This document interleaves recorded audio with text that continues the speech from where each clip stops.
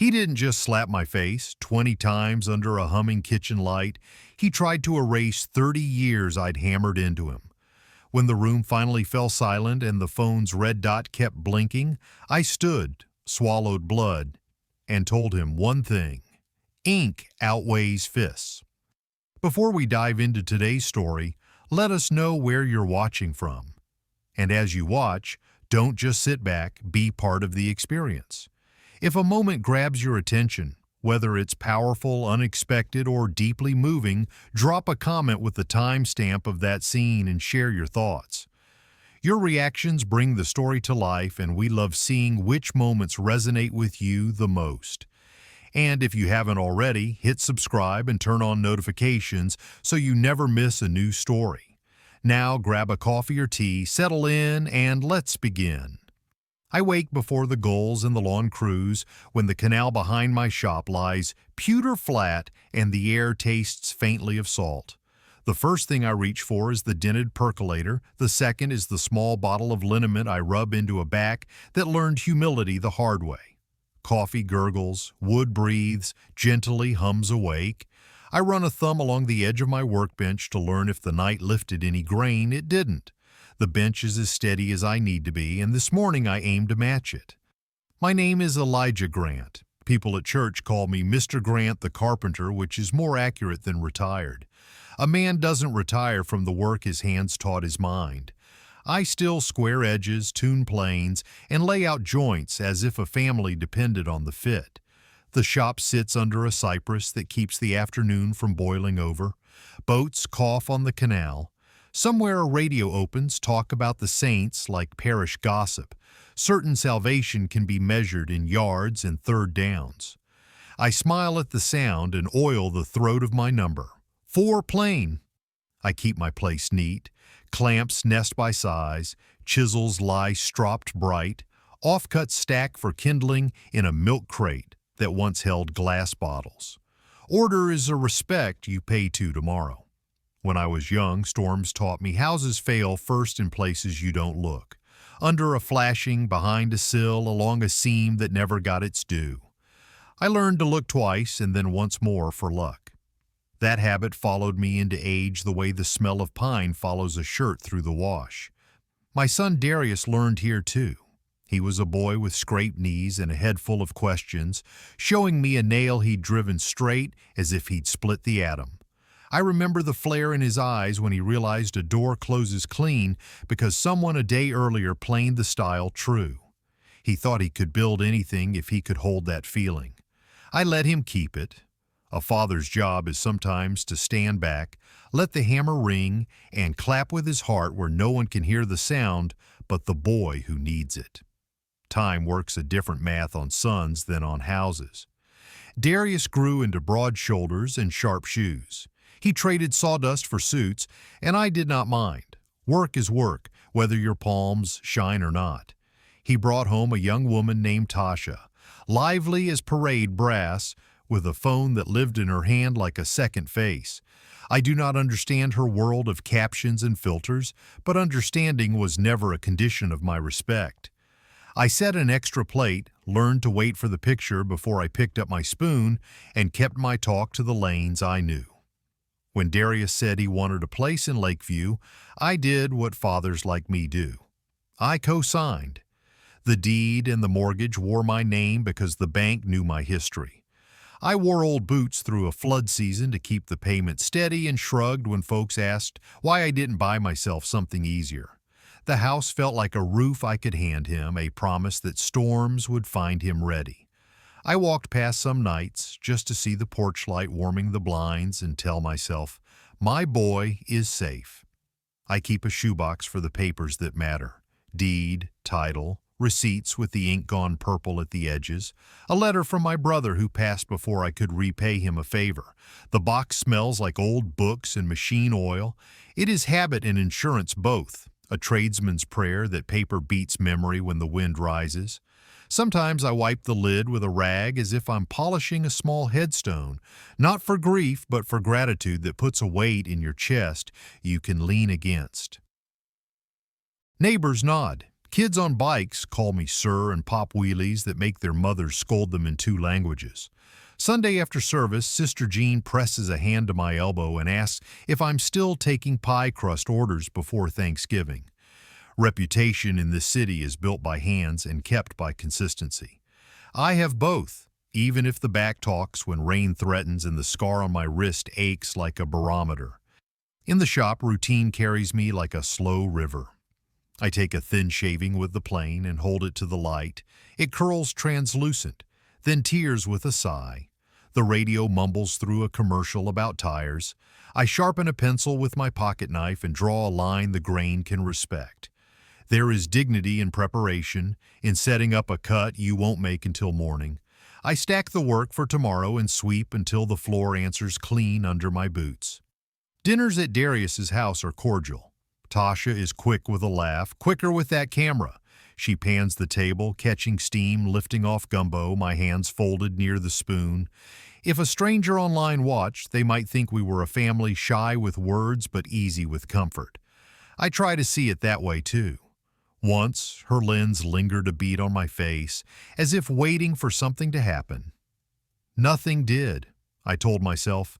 Smile, old man. And did, because food tastes better when you bless it with the corners of your mouth. A carpenter knows hairline cracks before they show. You feel them as a catch in the hinge, a lightness underfoot where solid should be. In houses, you sand, shim, or sister the joist. In families, the fix is less clear. So I sanded my tone smooth, I shimmed my patience, I sistered my hope to the old beam that held me up when I was barely a man. It worked mostly. It always does, until it doesn't. But that's not tonight.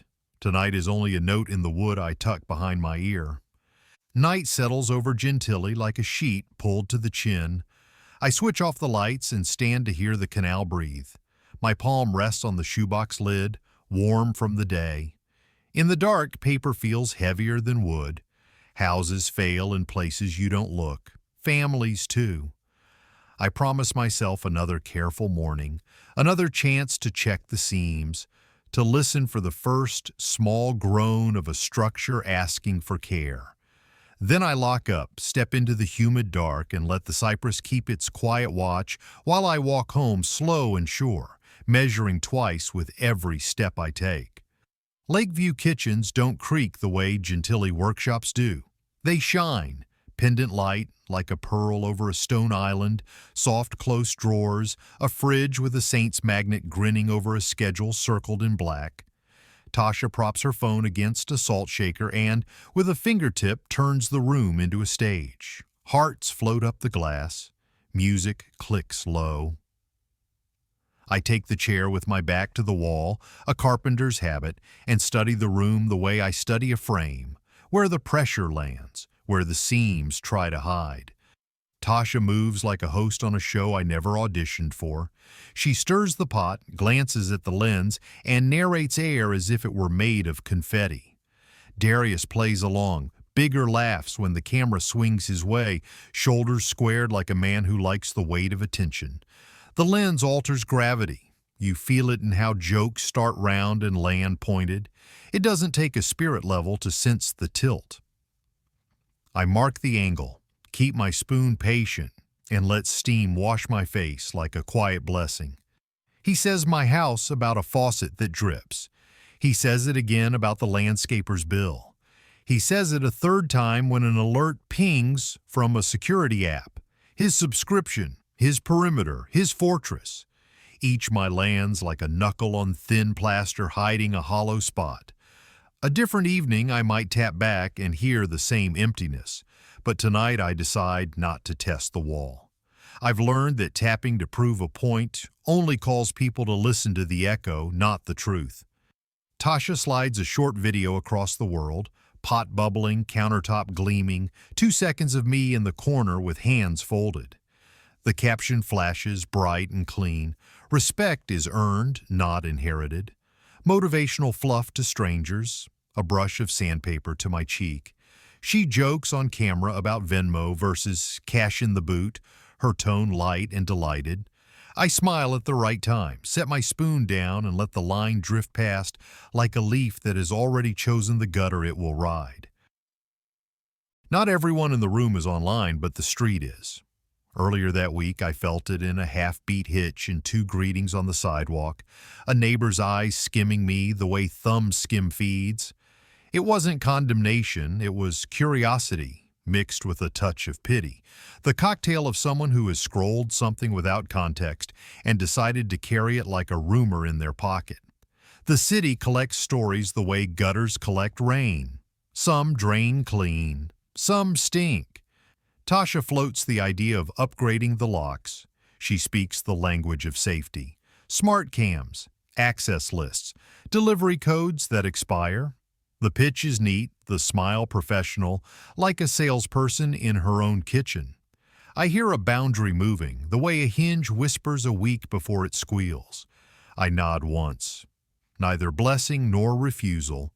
Just a pencil mark on a stud that someone will cover later with drywall and paint, calling it done. The mark stays under the skin. The Saints flag still flaps on the porch when I carry a bag of trash out, the fabric snapping a rhythm I know by heart. I've walked by this porch countless nights and felt pride like a warm coat. But pride is drafty when gratitude thins. The difference between a gift and a prop is not the price, it's the story people tell over it. I wanted stability, a place where a life could be held steady. On this stage, the story leans towards self-made and self-owned, like a shelf loaded at the wrong end. Inside, I rehearse a gentle correction and swallow it. Measure twice, speak once. Sometimes the measure is the silence that keeps a cut from splintering. In my head, I say, son, share the credit with the hands that steadied you. In my mouth, I taste gumbo and keep it there. A craftsman knows force applied too soon shatters more than it saves.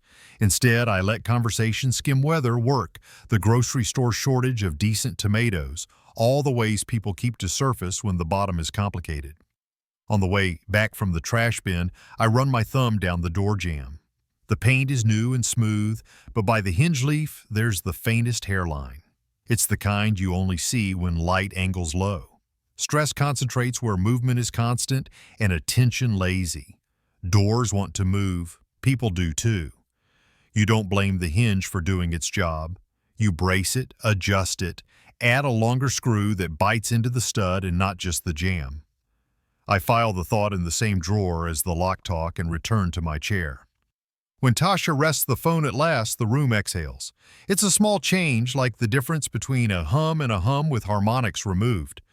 I nod toward the pot, lift the ladle, and redirect talk to the heat on the stove, the patience of a low simmer. The attention follows the ladle because heat is a truth even performers respect. In the sideways light off the granite, a lace of dust hangs and falls. No one sees it but the man who has spent a life watching sawdust float and settle after the machine stops. Driving back through gently, I pass men playing dominoes on a porch, a radio scratching old rhythm and blues. One of them salutes with two fingers without standing. Old respect moves like that, casual, intact, without press release. It anchors me in the lane when a patch of street buckles and tries to throw the truck's suspension a question. I answer with steady hands and let the canal's brackish breath cool everything the way it always has. At the shop, I set the keys down and touch the shoebox lid. Not to gloat over paper, not to weigh it against anybody's ego, but to remind myself that steady exists.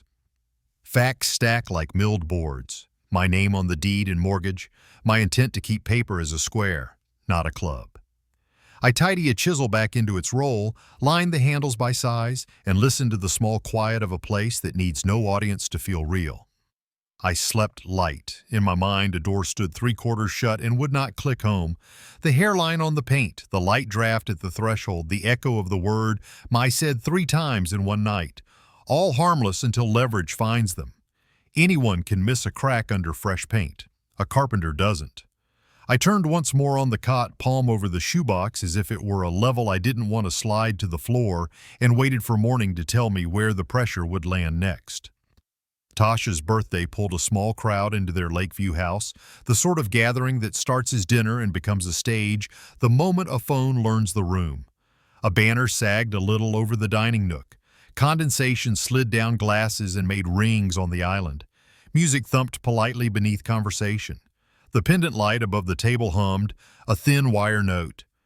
I took a chair that let me see the hinges, the latch, the faces, the floor's gloss where shoes had burnished traffic. The room's temperature shifted when Tasha fixed her phone to a small tripod and tilted it toward us.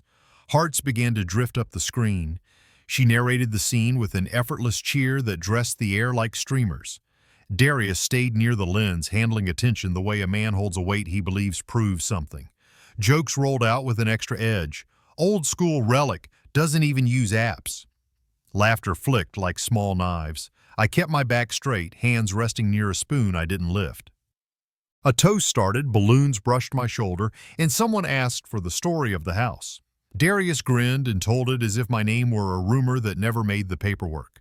My place, he said, tapping the counter. My bills, my security, my rules.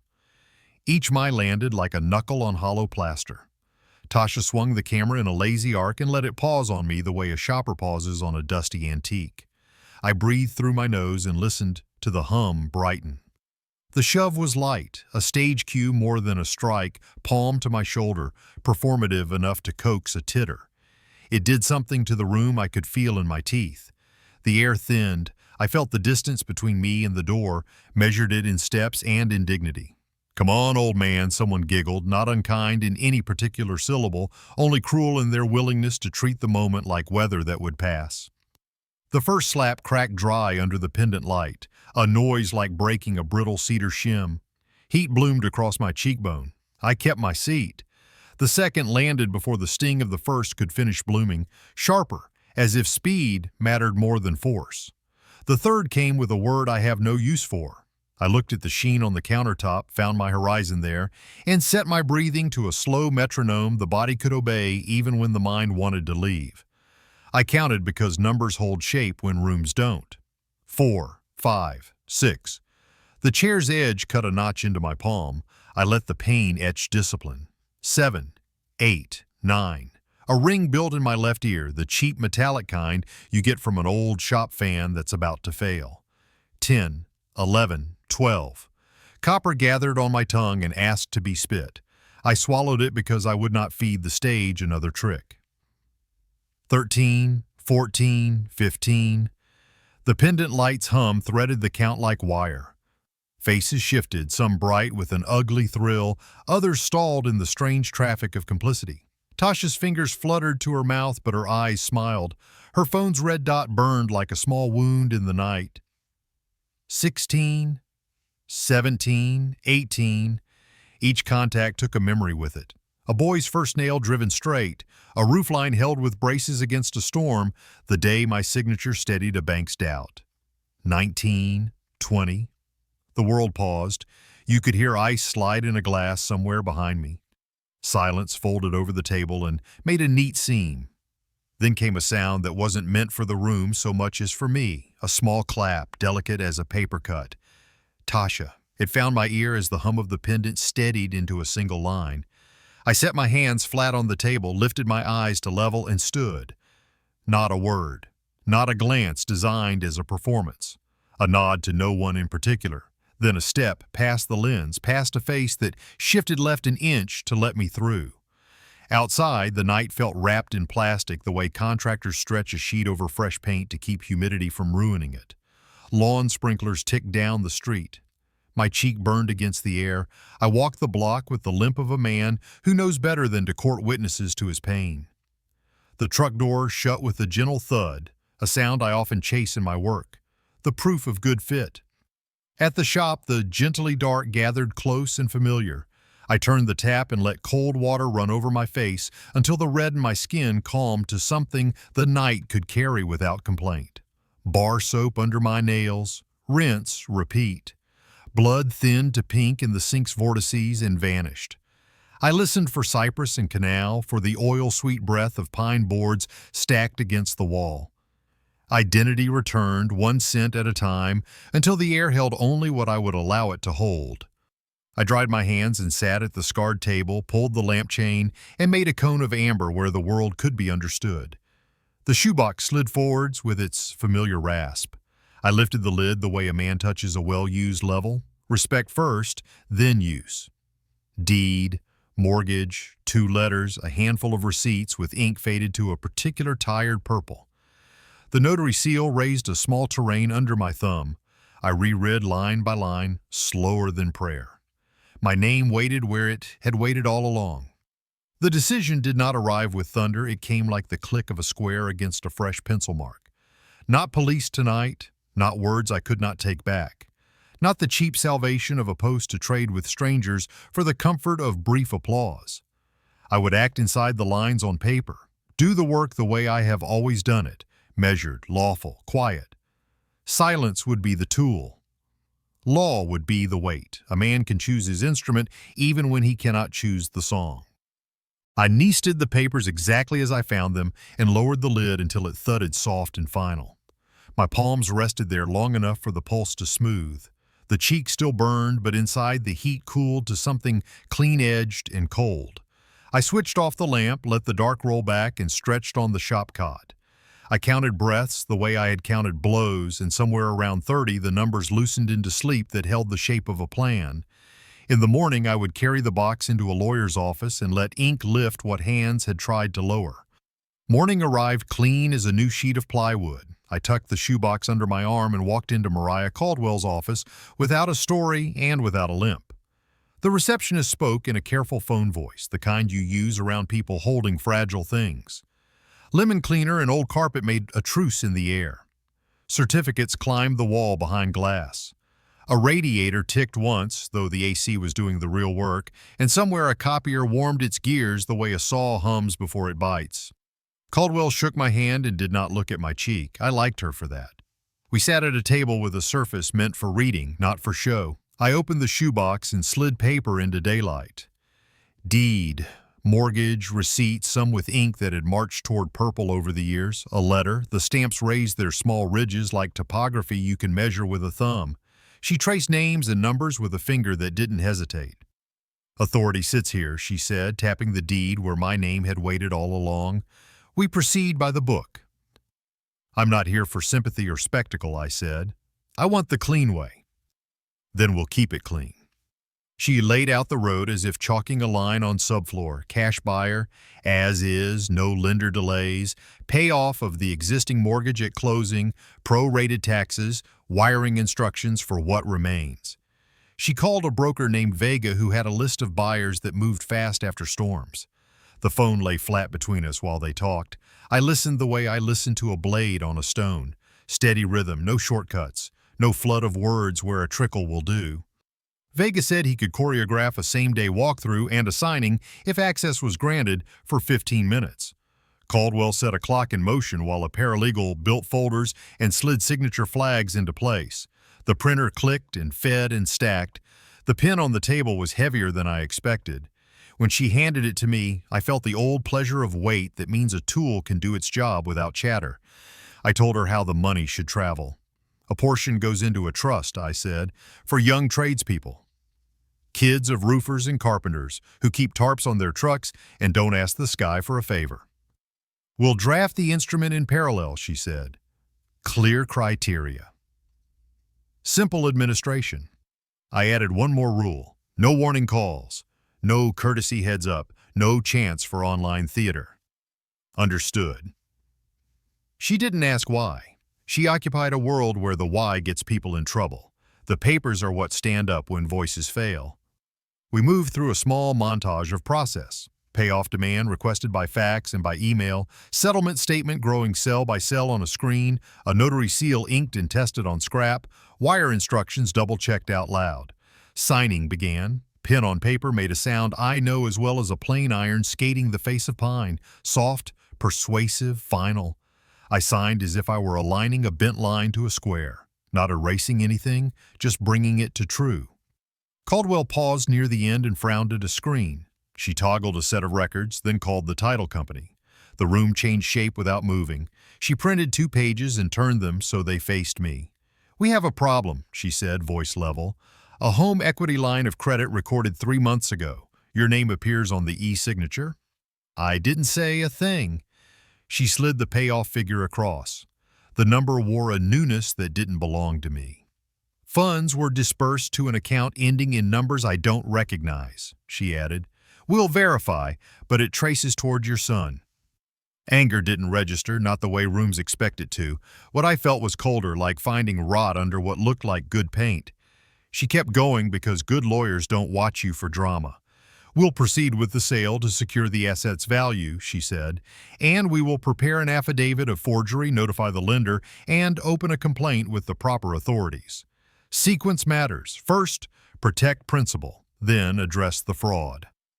Do it, I said. My voice sounded like a carpenter's square laid on a board, flat, decisive. She nodded once and typed. The paralegal's stapler snapped shut twice like a well-set nail. Vega phoned back to confirm a buyer window at 11 for a walkthrough and a closing slot shortly after. Locks would change on the other side of signatures. Movers could be on standby for the remainder of the day. The schedule fit together with the satisfying click of tongue and groove. I signed where blue flags asked me to, then again, then initialed margins where small initials keep large intentions honest. My cheek warmed and cooled as if it were listening to the pen. I felt no triumph. Alignment isn't a party. It's the moment the bubble centers between two lines and you trust gravity again. Caldwell slid a manila envelope toward me with my copies and set her phone face down. Everything we do today stays clean, she said. No taunting. No commentary. I work with ink, not fists, I said. She allowed herself the smallest smile. I wish more clients did. On the way out, I bought a coffee from a cart that had seen more weather than it deserved and took it black in a paper cup that warmed the same hand that had just signed away a house. I stood beside a planter that pretended not to be plastic and tested my breath. Slow in, slow out, like checking a blade's edge with a thumbprint you don't quite press. No burrs, no panic, only the plan. Caldwell's text came as I reached the truck. Buyer ETA 1105, closing set for 1220, lock vendor confirmed for 200. I tucked the phone away and looked at the shoebox on the seat beside me. It wasn't a weapon, it was a square. A man uses a square to keep lines honest when framing pressure tries to twist them out of true. Where he used laughter, I used silence. Where he used hands, I used ink. The rest of the day would prove which weight carried farther. If you're still watching and finding these insights helpful, please comment number 1 below to let me know you're with me. Now keep watching. Things are about to shift. The day moved on rails. Texts stacked like clean boards. Buyer ETA a shade after 11, closing just past noon. Locks at 2. Movers on standby. I kept my manila envelope tucked under my arm and left the shoebox in the truck where it belonged. Present, but not paraded. The air over Lakeview held a faint citrus from the candles Tasha liked, threaded with detergent and the polished hush of a house expecting company. I stood back on the walk while Vega rolled up with the buyers. They were roofers, you could read it in their hands, sun-browned, nicked in careful places, a certain way of scanning a fascia by instinct. Husband and wife, both with the forward lean of people who make lists in their heads as they move. Vega did the introductions with his economical rhythm. We touched hands and let work speak for itself. They did not come to admire. They came to see what needed doing and honor it by doing it. The walkthrough lasted the promised quarter hour. They checked water pressure, opened a panel to glance at breakers, stood under the eaves to eye the roofline from the curb. She took a few photos for estimates. He listened to the house in that quiet way tradespeople do, hearing what a room says when it has no audience. I held a polite distance and made myself into a shadow that understood authority lives best when it doesn't perform. Paper hung at the entry, neutral language confirming imminent closing and post-closing possession, the sort of notice that has no smell but carries weight. Tasha appeared at the threshold, eyes wide and voice sharpened by confusion that wanted an argument to hold on to. Vega referred her to the paper with a firm finger and no heat. The buyers kept their eyes on their list. I kept mine on the hinge screws, burred a little from a lazy install long before this morning. There was nothing to discuss. Discussion would have been theater. We had a schedule. Title offices are made to calm people, or at least to make fuss look excessive. A sea hushed overhead. A notary assembled her stamps with the grace of someone setting out tools in the order she means to use them. IDs scanned, wire instructions read twice, payoff numbers recited in a tone that keeps panic from rising. The stack of documents felt heavier than their paper should allow, the way a beam takes on meaning when it touches posts that were waiting for it. I signed. The pen wrote with a patient scratch I recognized as progress. "Funds received," Vega said, phone at his ear, eyes on the email. The title officer followed like a metronome. Funded and recorded. The notary's stamp fell 3 times in even spacing, each impression like a cleanly set nail. Air thickened, not with drama, but with finality. The room's version of a level bubble settling between its lines. Caldwell's message arrived with recording numbers and a quiet, "all set." A second thread confirmed the trust instructions queued for wiring alongside the remainder. Money started walking in the directions I'd assigned it, and no one raised a voice to make it move. Keys changed hands. The buyers held them as if keys still matter, which they do, even in a world of codes. A sentence in the closing packet shifted access the way the sun shifts a shadow across a porch. I felt the change in my chest the way I feel it in framing when weight finally moves into the wood meant to carry it. Nothing tipped, nothing groaned. The structure accepted its truth without complaint. At 2 on the dot, the lock vendor knelt at the door, laid out a small roll of bits, and went to work. The old cylinder slid free, bagged and labeled for chain of custody like a specimen. Pins whispered as the new core seated. A tiny metallic tack announced the moment the system recognized itself. Paperwork clipped to a clipboard received a date, a time, a signature that would hold up under anybody's weather. I stayed across the street under a bit of cypress shade that the neighborhood had loaned me for years. The screwdriver's low whir said everything that needed saying. Movers came with pads, straps, dollies. They followed inventory the way decent crews do. Boxes first, furniture next. Photos and keepsakes set aside per my instruction. Nobody manhandled memory on my account. The house emptied by degrees. Sound changed character as volume left. Feet echoed straighter, doors answered with a hollower throat. In the front window, a rectangle of afternoon light lay on bare floor where a rug used to drink it. A neighbor watched from a porch swing with the long, considering look of someone who has lived through storms and understands documents. A child on a scooter paused to study the ramp angle, all physics and no gossip, then pushed off again. Vega sent a brief text about cleaning crews and a follow-up for keys to the side door. The buyers shook my hand with a contractor's shorthand. "We'll make it right," he said. The sentence fit better than any apology could have. Caldwell confirmed the recordings filed, receipt numbers logged, trust instrument moving toward final signature. She noted a separate folder for future action, fraud packet to be unsealed after today's work was out of harm's way. Sequence is a craft too. You don't hang cabinet doors before you set the carcass plumb. You don't chase a different task because it shouts louder. The day obeyed order, and order repaid us with clean edges. I didn't feel victory. I felt alignment. The cheek had cooled to a memory my skin would erase in a week. My breath kept cadence without needing to be told. I had no speech stored up. Words would have bent the frame I'd just coaxed true. The front door closed on a room that could hear itself again. The new key turned. The latch whispered home. My phone vibrated. A call from Tasha, screen bright, then dark when I let it ring through. I looked once more at the bright rectangle of light on the floor, a geometry that belonged to anybody willing to treat a house like a responsibility. By evening, Darius would come home to a door that no longer knew him. I left before the sun could tell the room what that would sound like. Late light flattened the whole block, a carpenter's square laid across the street. Movers still worked from their list, boxes first, then furniture, pads folded, and straps singing a little against metal rails. I sat across the way on a low stoop with my coat folded over my lap like a tool I trusted. The house breathed different now, even with people in it. Once a frame accepts its true load, you can hear it in the quiet between sounds. Darius swung to the curb too hard, bumper nosing the gutter. The door slam talked to the siding. He came up the walk fast, a wide-shouldered hurry already fraying at the edges. He put a key into a lock that no longer knew him and gave it a twist that had nowhere to go. Metal answered with a dull refusal. He pounded once. Inside, movement shifted.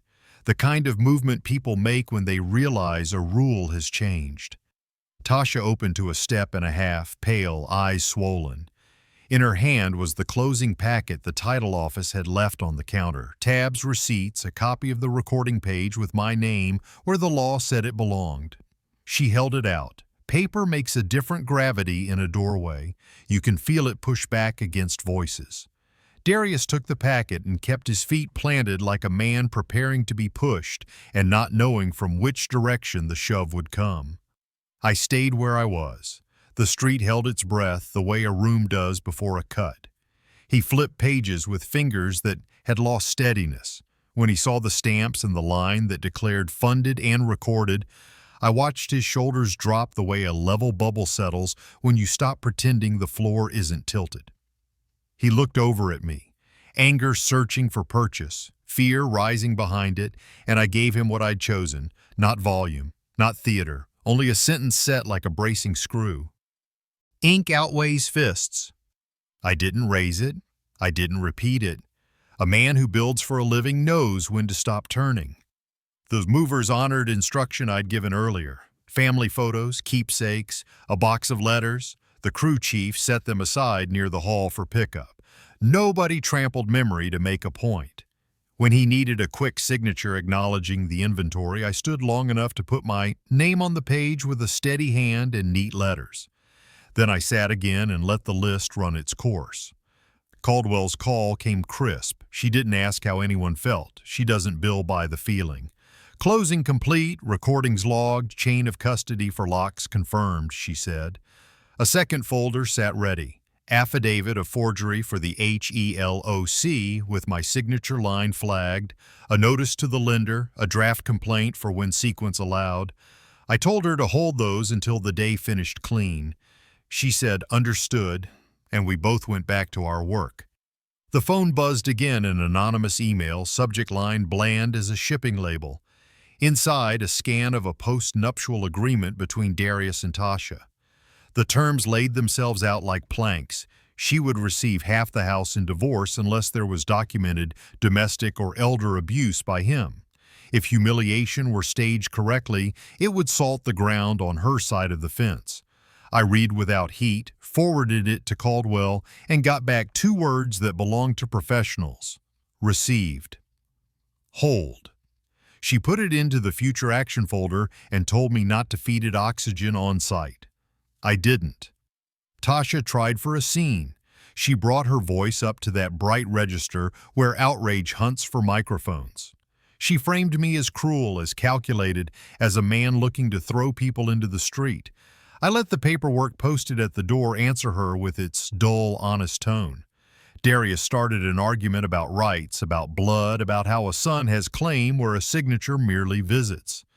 The crew chief lifted the stamped order with a hand used to ending debates politely, and the work continued. I considered a speech. It arrived fully built in my mind, history, sacrifice, the ways a gift can become a chain, and I let it go. Not because it was wrong, but because it would bend the frame I had worked all day to keep plumb. Some truths are carpentry. You show them with fit, not with talk. Law, sequence, and exit. That was the order. That was the promise I'd made to myself when I touched the shoebox lid. Practical mercy matters. I asked the movers to leave 1 kitchen chair and a small box with essentials. Not as spectacle, not to purchase praise, but because a man who sets cabinets square doesn't kick the shims just to hear a noise. The chair sat in a rectangle of late light like a calm place to put a chest down. Even in an emptied room, the right piece of furniture can keep a person from falling all the way through. I stood and put on my old coat. The fabric settled the way a tool belt does when it finds hips that know the weight. In my pocket, a folding square lay where it always does. I touched it the way some men touch a coin before crossing a street. "Keep true," it said without saying. When I stepped off the stoop, Darius turned toward me with a single word trying to climb out of his throat. "Dad?" I lifted 2 fingers toward the packet on the counter. Conversation belongs to paper now. That was mercy, too. He wouldn't have to remember what I said. He'd only have to read what we'd all signed. I passed him close enough to smell his sweat. Our shoulders might have brushed. No flinch, no shove. A delivery truck downshifted at the corner, and a cicada inside a live oak started its engine. The world liked its own noise better than ours. Across the text thread, Caldwell ticked off the last confirmations. Lock vendor completion, recording number stored, trust instrument scheduled for my signature in the morning. The fraud packet would wait on a clean day, then walk its steps in the order statutes prefer. I breathed in and out. No triumph, no taste for it. Alignment instead, the relief you feel when a beam finally bears the right load and stops complaining to the screws. The cheek on my face had become a simple memory of heat. My hands were steady and empty. I turned up the street the long way home so the canal could lay a cool line across my thoughts. By nightfall, the house would echo and the story would stop asking for my voice. Consequences, whose tongues are slower but heavier, would take it from here. Morning came with the kind of light that shows what the night didn't bother to hide. Lakeview sidewalks held a hush that wasn't fear, just a reset. The truck's gone, a faint dust rectangle on the floor I could picture where a rug once kept company with afternoon sun. People didn't stare the way they had when the house was a stage. Their glances were longer but cleaner, like they were measuring plum instead of hunting gossip. I walked slow, the way you do after a storm, checking lines with your eyes because your hands have done enough for now. News travels without shoes. By noon, Caldwell forwarded a copy of a HR email addressed to Darius. Administrative leave while conduct outside the workplace was reviewed. The tone was policy flat, that neutral color bureaucracies use when they mean wait. I didn't call him. I didn't call anyone. Silence held better than any lecture I could have composed. When your name rides policy, no story can talk it off. Online, Tasha tried to light a fire that wouldn't take. A tearful video framed her as displaced, as blindsided by men and paperwork. The comments turned before the second paragraph. Old clips of her laughter at my expense. Screenshots of the notice on the door, someone linking a still of her hands mid-applause the night everything tilted. The algorithm loves heat but hates friction. The post clogged, then coughed. She shut off comments. By evening, the video disappeared. The internet didn't? It never does. I didn't save anything. The city and its servers already keep better archives than I ever could. Around that time, the buyers texted me a photo, fresh primer on the porch, a new house number set, level, and square. Their message read, "We'll make it right." Tradesman grammar, no emojis. I felt the relief a frame feels when load finally finds the posts meant for it.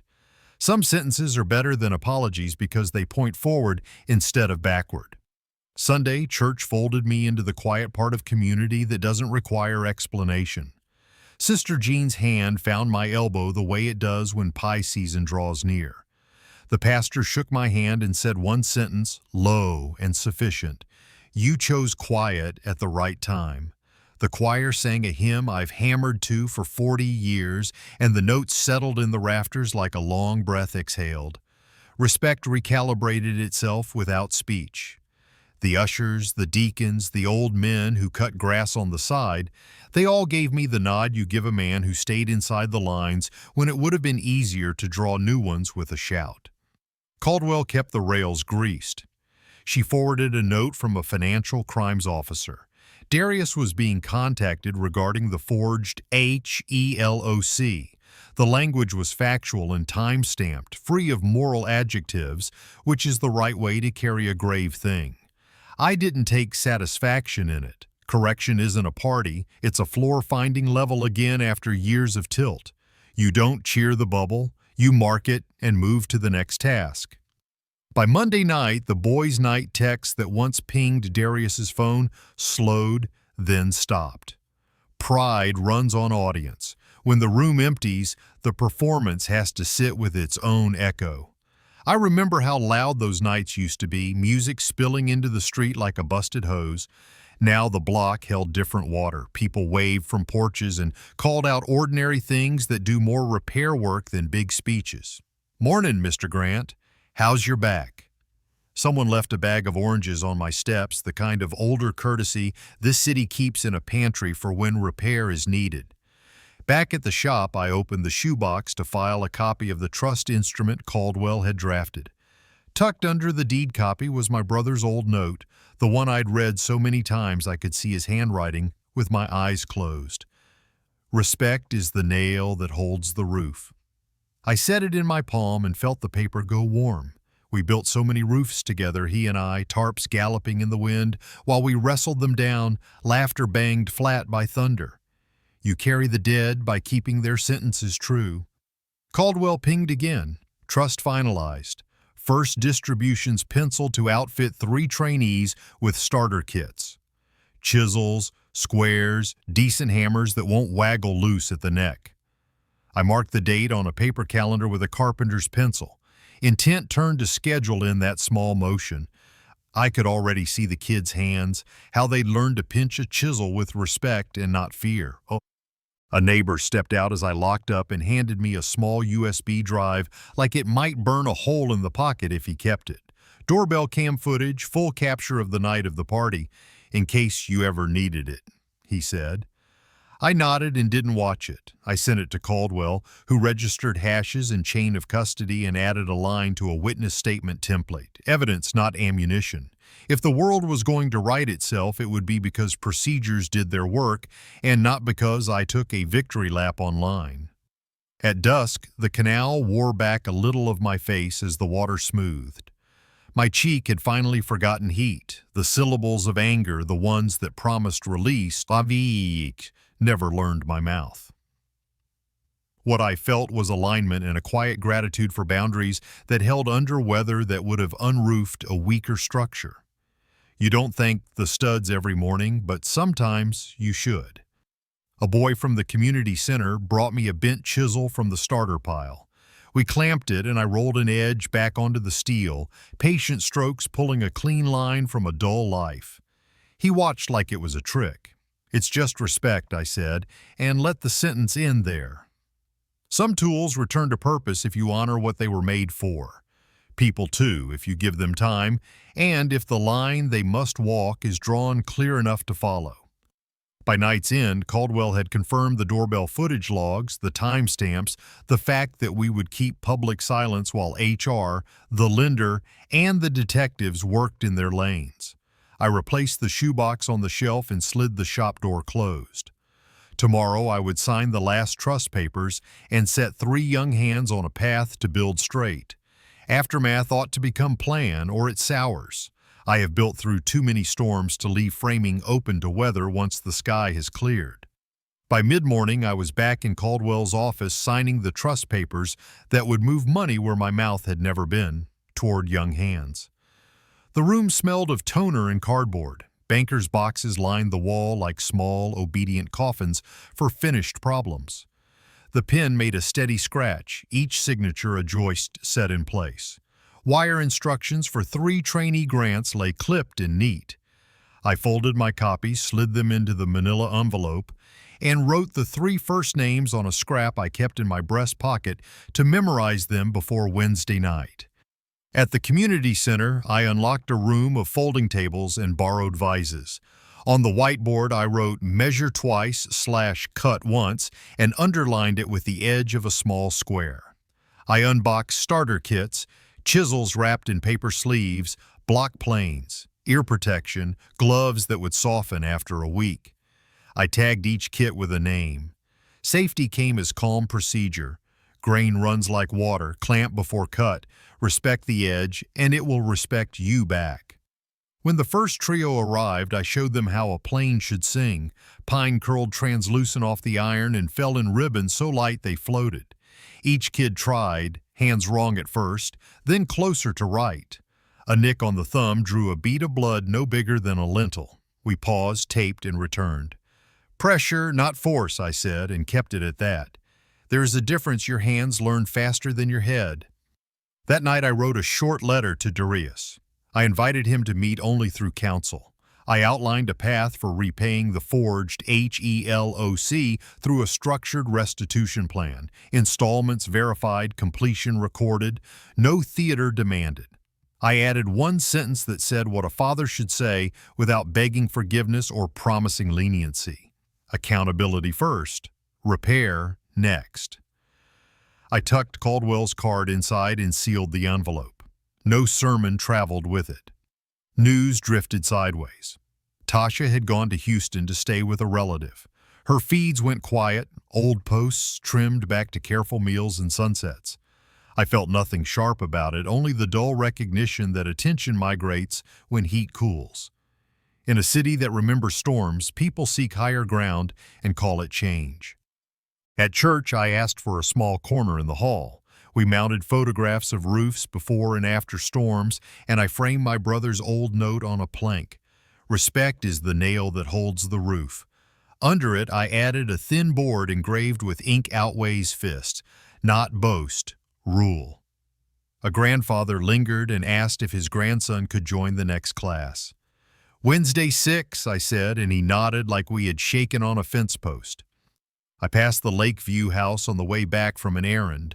The new owners waved me in for iced tea and showed caulk lines that gleamed wet, a door they had trued, primer drying under a fan. In the hallway, a baseboard miter had opened a whisper. Longer nail into the stud, I said, touching the angle, and a breath of filler. They thanked me as if I'd handed them a trick no one else would. My chest felt different leaving that porch. No appetite for looking back, only attention to what could be made right next. Caldwell texted to confirm doorbell footage logged, hashes recorded, affidavit on the HELOC scheduled for filing. She proposed a repayment blueprint to send to Darius's counsel. Clear intervals, verification, completion clause. I approved with a single line. Process would carry the weight better than any apology could. On my way to class, I stopped at a hardware store for an extra pair of knee pads and a mask for the trainee who hadn't brought either. I slipped a note into the kit. This town survives by hands, and hands survive by care. In the second hour, the room found its rhythm. A girl rode the block plane just right and grinned without looking up. A boy's mortise came clean on the third try. He set his chisel down carefully, as if placing it into a sentence he hoped to say again. Near 10, my phone showed a missed call from Darius and a short text. Received the letter. I answered with one line, counsel will handle. No doors opened to detours of emotion. The day had gone to fit. I would not pry it loose. I put my coat over my shoulders and walked the canal. Boats coughed somewhere upriver. Insects stitched their thread through the dark. The water drew a cool line across the night and returned me to true. Back at the shop, I hung 3 new name tags above 3 bench spaces and stepped back until the frame of the room felt plumb. Tomorrow would bring hearings, papers, and the first clean breath of a life reset. For now, studs were set, joists seated, and the roof line, at last, ready to take sheathing. Dawn hit the parish courthouse in a thin gold that made the stone look newly poured. Inside, the metal detector throbbed its steady hum, and the lobby smelled faintly of wax and copier heat. Benches shone with the polish of 1,000 coats sliding across their spines.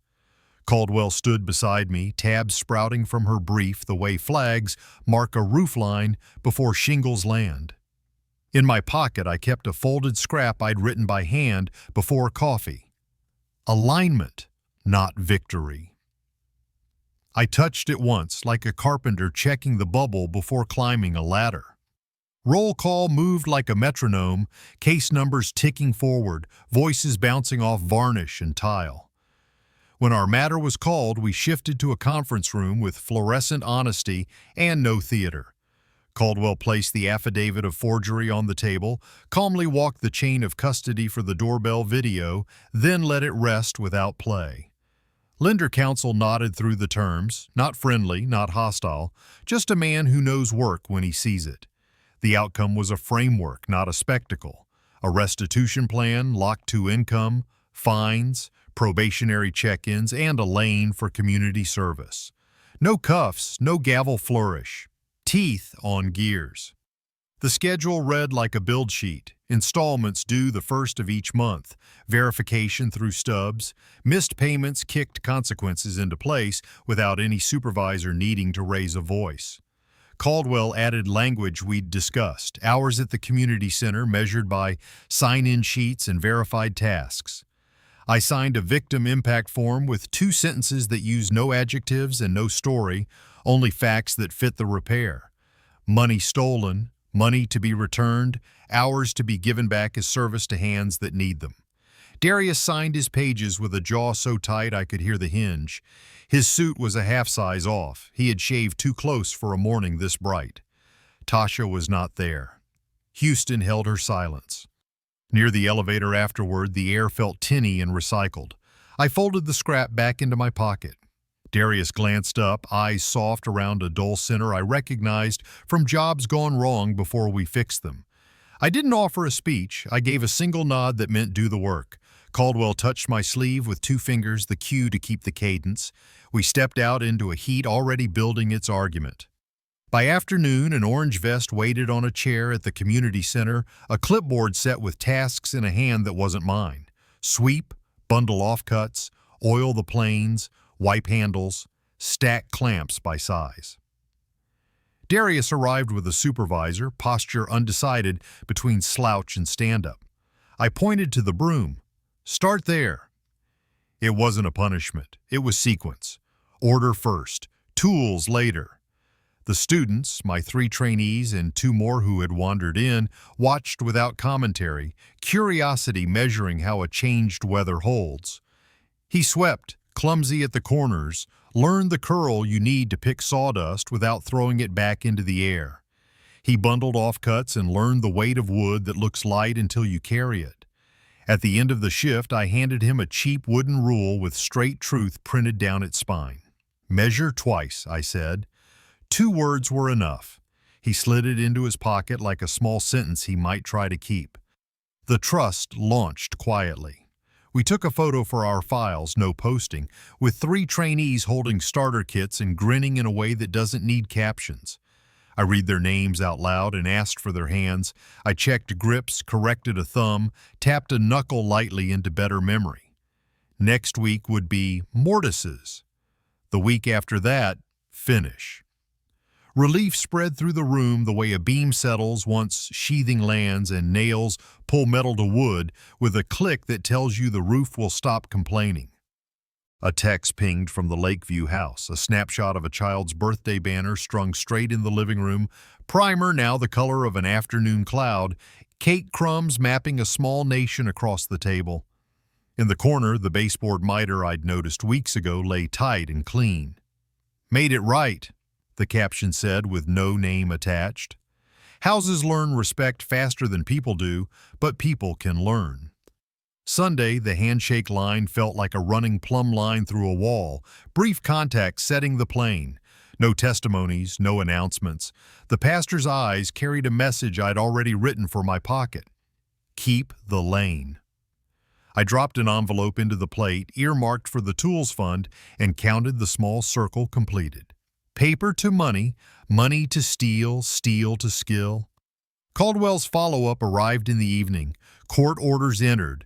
Repayment clock started, lender acknowledged receipt, probation contact attached, a calendar invite for a 90-day review, no drama, just mechanics designed to outlast the weather of moods.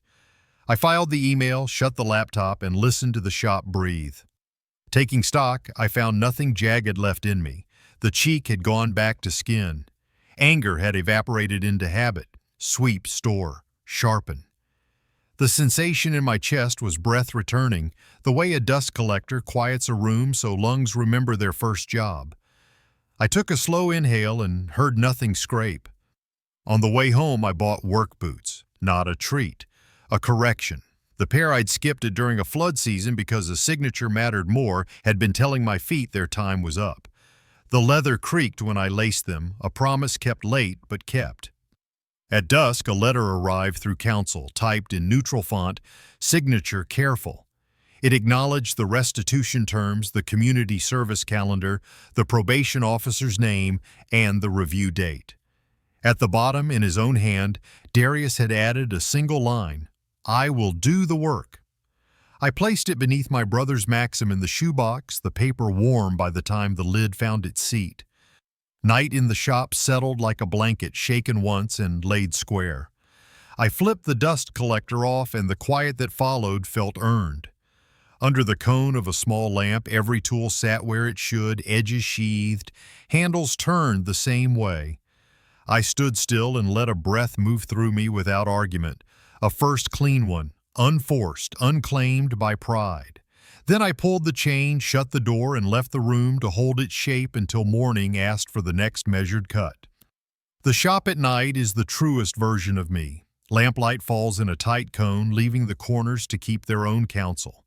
Every tool sits where it belongs, edges sheathed, handles turned the same way, iron oiled so morning won't start with rust. Above the bench, 2 boards hang like commandments I can obey. Respect is the nail that holds the roof.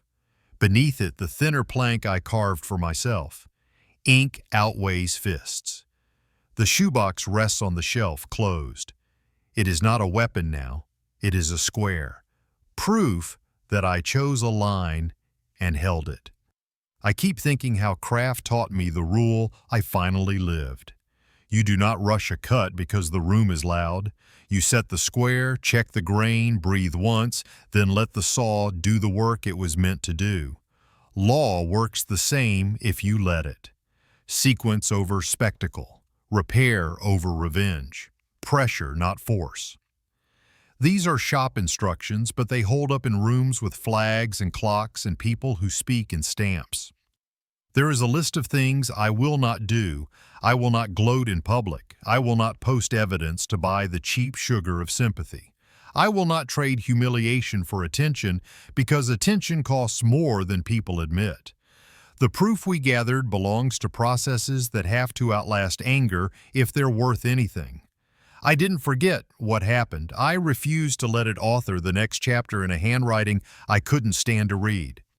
If a man like me is reading this inside his own late hour, tools cooling beside him, I want to say plain, you are not out of instruments. Paper is a tool. Process is a tool. Witnesses, timestamps, chain of custody tools. Time itself, when you don't spend it on noise, becomes a vice that holds a problem until steel can meet wood with the right pressure. Self-control is a skilled trade. The muscle you build to lift a voice can be trained to hold one back. The dignity in that kind of restraint is not weakness. It is an edge you keep honed for the cut that matters. And to sons, mine first, others by the echo, there is a difference between strength that builds and strength that breaks. Borrowed walls will hold you only as long as borrowed respect does. A signature can raise a roof or close a door. It weighs more than any hand you can swing because it lasts longer than the bruise you think proves something. Accountability is not a sentence to read. It is an apprenticeship. You learn by doing the repair in order and letting each finished step stand inspection. This past year taught me how the internet turns rooms into stages and stages into engines. Performance multiplies harm because it asks onlookers to help carry the load of what should have stayed private and then refuses to help put it down. The lesson I kept is small and unfancy. Let the feeds chase their own tail. Keep your receipts. Keep your file names straight. Don't light a match to get credit for putting out a fire you made bigger by announcing it.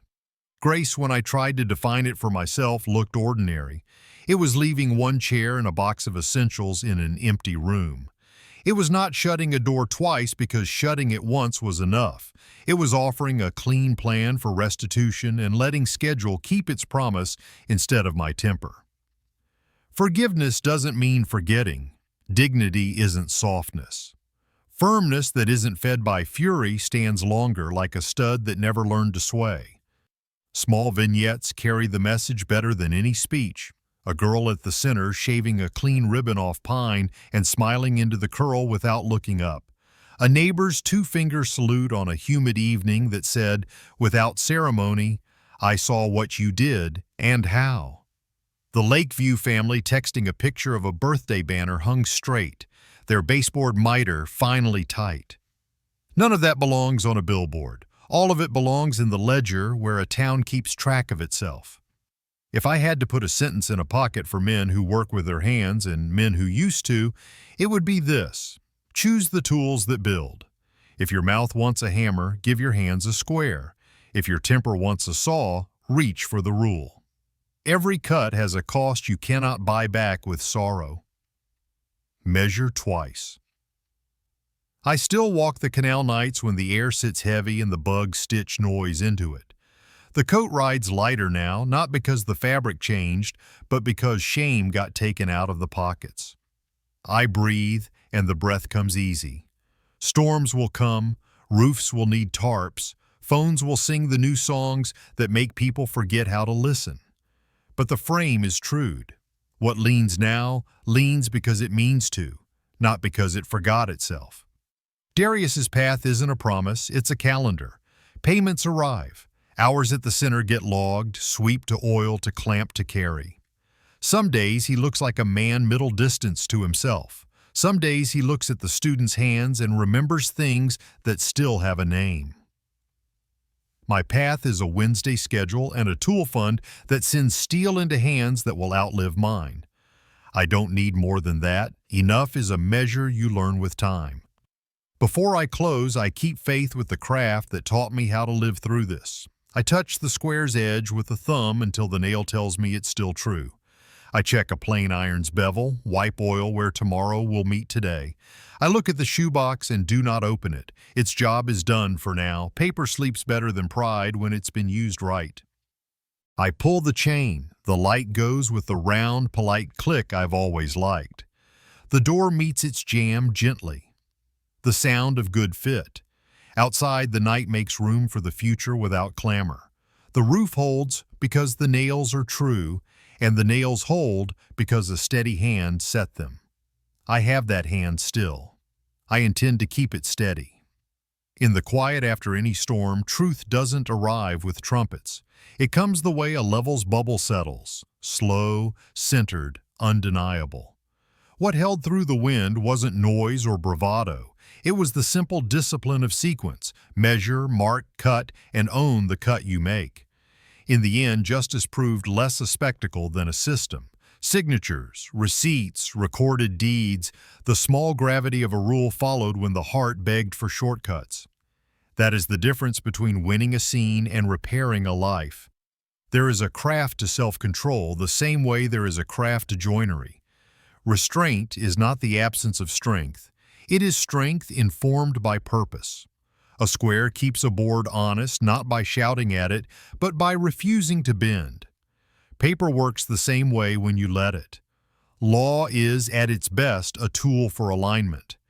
In steady hands, it turns damage into a plan, restitution instead of rage, service instead of spectacle, a path measured in dates and deliverables rather than outbursts. Repair takes different shapes. Sometimes it looks like money returned. Sometimes it looks like hours spent sweeping floors before you touch a tool again. Sometimes it looks like teaching, placing a rule and a chisel in younger hands, then stepping back while they learn the difference between pressure and force. None of this erases harm, but it refuses to give harm the last sentence. The work becomes the answer, and the answer is patient. Dignity, too, is practical. It's a coat that carries no shame in its pockets, a boundary spoken once and then kept, a door closed softly because the latch finally fits. It's choosing not to publish every receipt for the crowd because the proper home for proof is the process designed to hold it. Mercy is simpler than theater. If there is a lesson worth carrying forward, it may be this. Choose the tools that build. When anger reaches for a hammer, pick up a square. When attention tempts you to turn pain into content, turn it into a calendar instead. Let the results speak in quiet confirmations, funded and recorded, hours completed, case closed. Breath returns in that kind of order. And remember the economy of grace. Forgiveness is not forgetting, it is deciding where the story ends. You can end it at the moment of harm and let the wound define you, or you can end it where alignment begins, in a room with a lamp, a page, and the resolve to do only what keeps the frame true. Set the edge, oil the blade. Put the documents back when their job is done. What remains after the paperwork and the dust is a simple promise to live by the grain. Storms will come again because they always do. But a life built on straight cuts and clear boundaries does not scramble when the wind rises. It adjusts its stance, checks its lines, and carries on. Integrity isn't loud. Respect is a practice. Real justice sounds like a door meeting its jamb with the soft click of good fit. Thank you for spending your time here. If this ending gave you something steady to hold, an idea, a reminder, a rule you can put in your pocket, tell us what it is in the comments. Your reflections help these stories do more than pass the hour. They help them become useful. If you'd like more journeys where resilience outruns spectacle and quiet choices change outcomes, tap subscribe and turn on notifications. We're building a community that measures twice, cuts once, and chooses the tools that build. Stay with us, share your thoughts, and let's keep shaping stories that hold up under weather.